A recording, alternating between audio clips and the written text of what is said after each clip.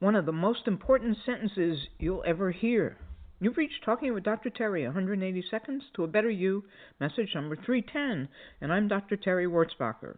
Talking about our problems is our greatest addiction. Let me say this again. Talking about our problems is our greatest addiction.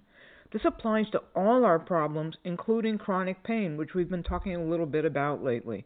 Why? What are we going to talk about then? Well, the second question is the easiest to answer. What are we going to talk about? We should always be talking about either the good things that have happened to us or the good things that are going to happen to us. That's a wonderful way to send our desires out into the universe. The universe will then deliver them back. That statement also begins to answer the first question. Why shouldn't we talk about our problems? Because when we send them out into the universe will deliver the same back to you, which is more problems.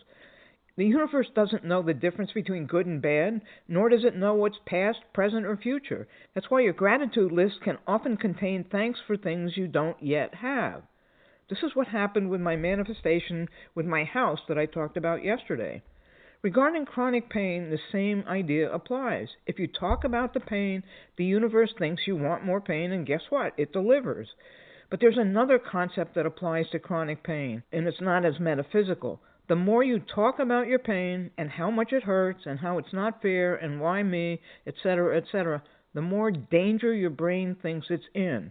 When your brain thinks there's danger, it stays in the fight or flight, hypervigilant mode. Those established pain circuits continue to fire.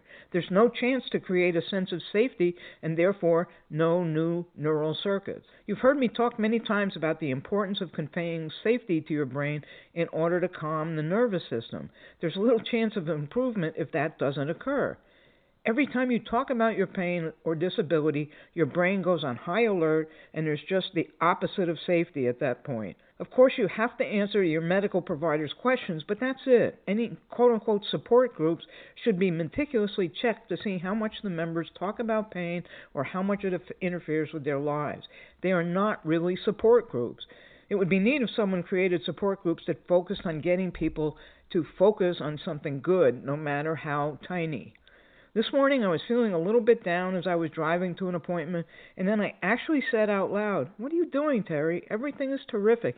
You have more than you need, and there's such beauty in your life. Why don't you think about that?"